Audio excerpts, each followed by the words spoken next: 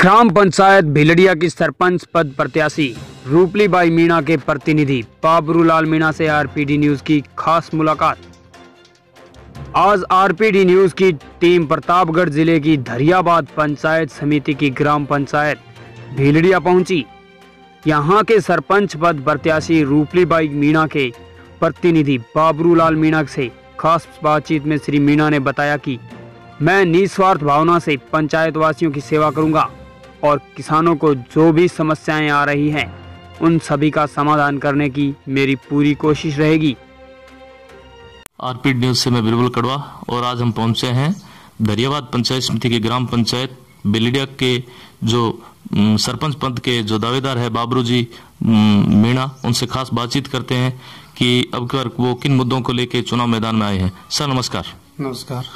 तो समझ अब की बार, क्योंकि आप तो पूर्व में रहे हैं सरपंच, सबसे बड़ी बात तो अब की बार आपका अहम मुद्दा क्या है? ऐसी कौन सी समस्या आपको लगी कि पंचायत के अंदर आपको सरपंच का चुनाव लड़ना पड़ा? यार ऐसे कौन कौन से मुद्दे हैं जिन पे आप चुनाव मैदान में? सर फर्स्ट मुद्दा हमारा ये रहेगा कि चाहे केंद्र हो या राज्य सरकार की हर योजना जो गरीब के लिए निकलती है उस योजना को हर गरीब तक पहुंचाना हमारा मेन दायित्व रहता है। और अधिकारी में से कोई भी विभाग हो उसको पूर्ण दिल से हर गरीब तक हर कार्य को मतलब हर योजना को पहुंचाना और उनको निस्वार्थ से उनका काम करना। बिल्कुल, बहुत अच्छी बात है कि जन कल्याणकारी योजनाओं का लाभ प्रत्येक ग्रामवासी तक पहुंचे। पात्र व्यक्ति विशेष तौर से ये उनकी बात करें कि जिनको वास्तव में जो वंचित है, गरीब है, उनको उनका लाभ मिले, उनका हक मिले। सरपंच साहब बात करते हैं अपने भिलड़िया की, तो यहाँ शिक्षा के क्षेत्र में अभी भी अपने क्षेत्र पिछड़ा हुआ है। तो सरपंच साहब इसके लिए आपके क्या विशेष प्रभावी कदम रहेंगे?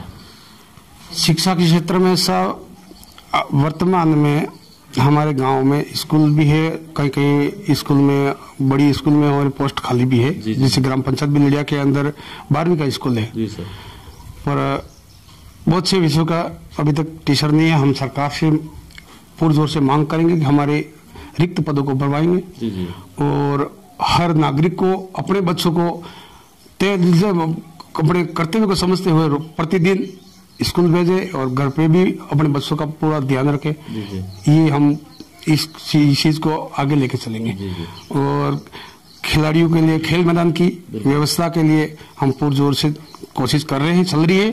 अगली बार वर्तमान सरकार गई, उसने कोशिश भी की थी विधायक जी ने, पर क्या हुआ कि राज्य में सरकार न बन पाई, उस वजह से वो काम अटका हुआ है। उस काम को वापस हम आगे लेके चलेंगे।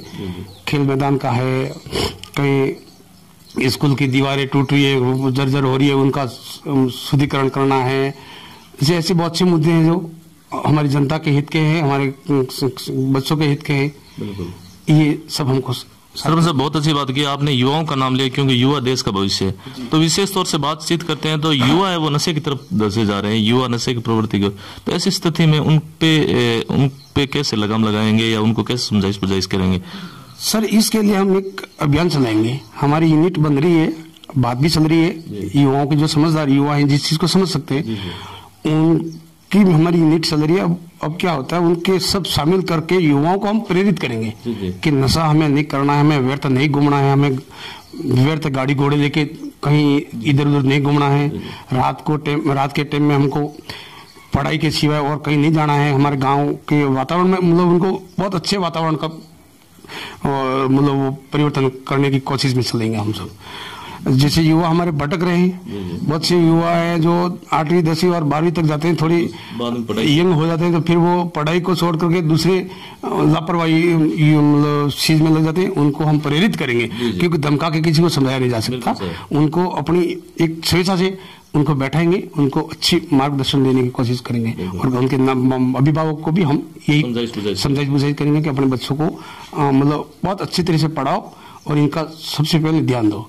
और ध्यान बच्चों का दोगे तो उनका भविष्य वैसे बनने वाला है। अगर बच्चों का ध्यान माँ बाप नहीं दे रहे हैं तो बच्चे कहाँ जा रहे हैं, कहाँ आ रहे हैं, किसी को कोई पता नहीं है, तो फिर बच्चे वो थोड़ा अभिभावक का रहता है। क्योंकि रास्ते बच्चे होते हैं, बच्चे हमेशा उनको शिक्षा दी जाती है तो वो शिक्षा लेते हैं। अब उनको शिक्षा ही नहीं दी जा रही है घरों से, अभिभावक की और आसपास के पड़ोस से, तो फिर वो अपने रास्ते बढ़ते हैं। उनको बिल्कुल कंट्रोल करने की कोशिश करें, हाँ रास्ते पे लाना और बिल्कुल समझाइश करके रास्ते पे लाना, किसी को ना धमकाना, ना धमकाने से कोई नहीं आता, समझाइश करके उनको अच्छा रास्ता दिखाने की कोशिश करेंगे। और हमारी यूनिट बन रही है इस चीज के लिए, जो सक्षम विद्यार्थी है उनसे बात हो चल रही है। बहुत अच्छी बात की सरपंच साहब, युवा है, देश का भविष्य है, उनको समझाइश बुझाइश के माध्यम से आप बेहतर रहेगा आपका। सरपंच साहब, बात करते हैं अपने ग्राम के किसानों की, क्योंकि अपने यहाँ 90% खेती पे डिपेंड है पंचायत पूरी, तो उनके लिए, आपके किसानों के लिए क्या विशेष प्रयास?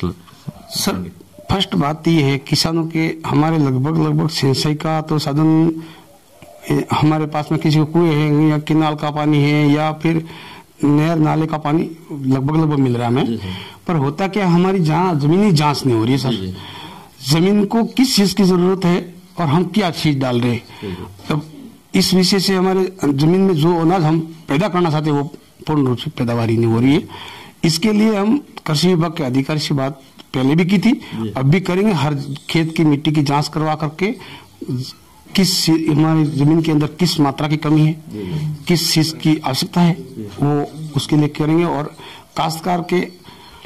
काश्तकार निकलते उसके अच्छे दाम दिलवाने की कोशिश के लिए हम पुरजोर से मांग उठाएंगे सरकार के सामने।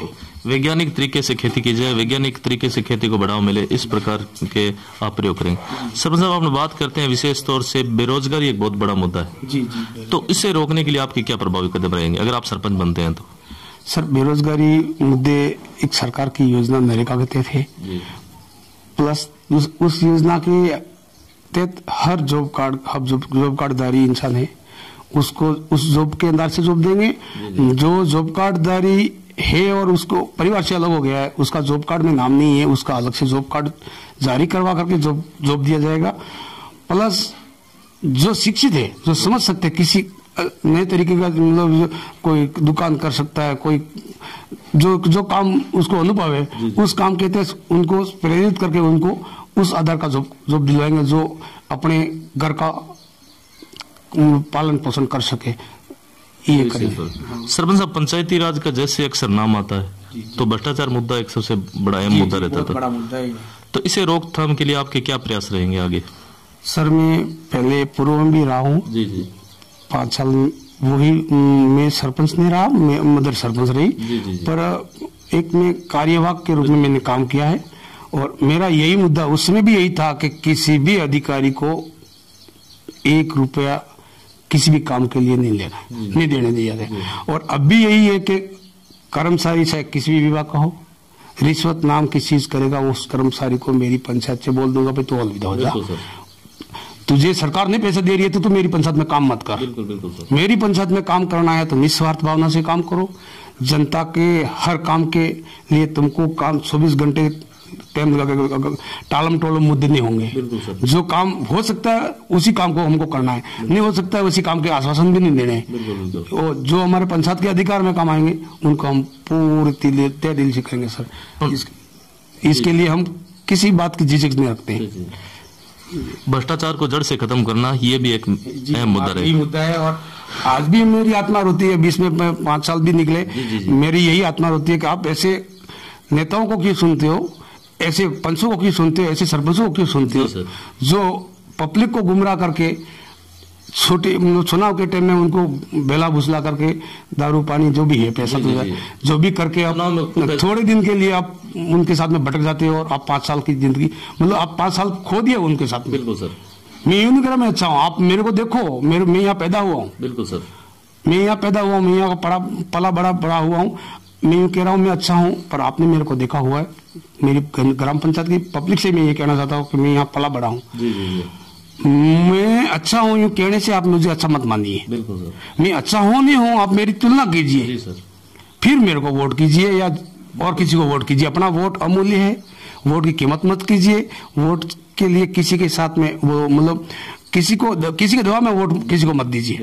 अपना मत है, अपनी विकास के मुद्दे पे सुनाओ, बिना भ्रष्टाचार से मुद्दे के सुनाओ। और ये नोट पानी के चक्कर में वोट मत देना किसी। बहुत अच्छी बात की, नोट पानी के चक्कर में वोट मत देना। नोट पानी के चक्कर में वोट देगा वो नेता चाहे कोई भी हो, नोट पानी के चक्कर में वोट लेगा, वो उस नोट की पूर्ति करेगा। साहब, एक दुकानदार अगर धंधा करता है, दुकान खोलता है, तो उसकी दुकान के एक की दो करने की कोशिश करता है। इसलिए मेरी जनता से विनम्र गुजारिश है कि आपका अमूल्य वोट है, आप जिस किसी को दे रहे हो सोच समझ के दीजिए, जो सर्व पूरी पंचायत की सोचता हो। मैं सरपंच आज ही मेरी बनावता का ग्राम मेरा बनावता है, ग्राम पंचायत बिलड़िया है। मैं आज सरपंच बनता हूँ और मैं मेरे गांव की या मेरे मोहल्ले की सोचता हूँ, तो फिर पूरी पंचायत कहाँ जाएगी? पूरी पंचायत को भी तो देखना है साहब, सभी को साथ लेकर चलना। सरकार का जो बजट आता है पूरी पंचायत के लिए आता है। और मैं अगर सरपंच बन गया तो मैं ये करूँ कि मेरे गांव का, मेरे घर का, मेरे गांव का, मेरे फले का या मेरे मोहल्ले का करूँ, तो फिर पूरी पंचायत तो धोखे में रह जाती। मैं पूरी पंचायत का संपूर्ण रूप से विकास करूंगा। जो भी बजट है हर वार्ड वाइज, हर वार्ड पर जो सरकार मतलब जो जनता सुन के देगी उसके लिए मैं बराबर का इच्छा दूंगा। बिल्कुल। सरपंच साहब, पंचायती राज के जो चुनावी सरगर्मियां जोरों पे इस वक्त, और इस तरफ कोरोना महामारी ने विकराल रूप धारण कर रहा है, सोशल डिस्टेंसिंग का पालन आप किस रूप में कर रहे हो और प्रचार प्रसार किस रूप में कर रहे हो? सर, प्रसार का बहुत ही ध्यान रखा जा रहा है। ना कहीं पब्लिसिटी की जा रही है, कहीं ऐसा लगता है कि 5 पंच इकट्ठे किए जा रहे हैं, तो उनको भी बिठाने की पूरी अलग अलग व्यवस्था है हमारे पास में। सर, ये ऐसे गोला होला तो बनाए हुए हैं ने, पर हमारे ये जो बड़े बड़े पेड़ हैं उनके पेड़ के नीचे इकट्ठा नहीं करते, अलग अलग तरह बैठाएंगे। और हो सकता है हमारी यही सोच है कि पूरा का पूरा गाँव हम इकट्ठा नहीं करेंगे। जैसे 10 घरों का कहीं मोहल्ला है तो 10 घर वालों को इकट्ठा करेंगे, उनको समझाएंगे, बुझाएंगे, बात करेंगे हमारी, उनको जो भी लगे वो हम बात करेंगे। और जो हमारे नियम में आता है, हमारी सर क्या है, सरपंचों के चुनाव में गुड़ खिलाया जाता है। बिल्कुल बिल्कुल सर। इस मोहल्ले को इकट्ठा किया और फिर इकट्ठा करके जो बात है उनकी बात पूछी जाती है कि आपकी क्या क्या मांगे हैं, क्या क्या काम आप चाहते हैं, आपके मन की क्या भावना है। उनकी भावना को सुनते हुए फिर उनकी भावना के अनुरूप आश्वासन देते हुए उनको गुड़ खिला करके वहां से पूरी टीम लेने जाएंगे सर। और जाएंगे तो सोशल डिस्टेंस बनाएंगे और अगर जरूरत पड़ी तो हम आदेश लेंगे। गांव के लोगों को क्या संदेश देना चाहेंगे इस वक्त? गांव के लोगों को यही संदेश है कि आप किसी भी झूठ के बहकावे में नहीं आए। आपके पास में अधिकार है मत का, अभी उस अधिकार को आप अपने दिमाग को इस्तेमाल करते हुए कीजिए, ना किसी नेता के चक्कर में आवे, ना किसी स्वार्थी। बहुत से इंसान है सर, एक बड़ा इंसान घर का होता है, वो 2 रुपये ले लेगा और अपने परिवार को कहेगा, वो उसका मैं कहूँगा वैसा करो।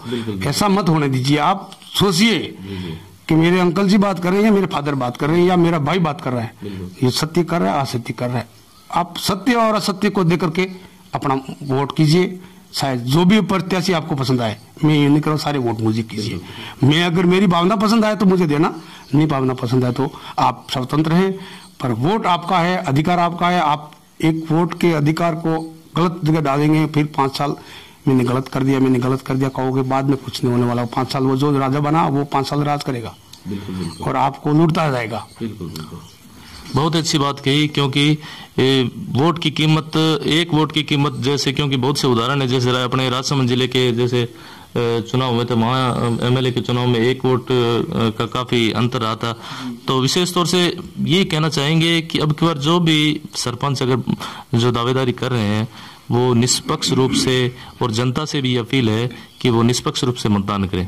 प्रतापगढ़ जिले से बीरबल कड़वा की रिपोर्ट।